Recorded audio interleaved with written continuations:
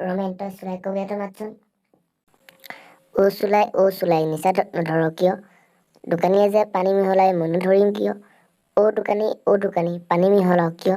গ্ৰাহকে যে বাকী বিচাৰে মনো নিমিহলাম কিয়? ও গ্ৰাহক বাকী বিচাৰোনো কিয়? মাইকীয়ে যে পইচা নিদিয়ে মনো নিবিচাৰিম কিয়? ও মাইকী পইচা নিদিয় কিয়?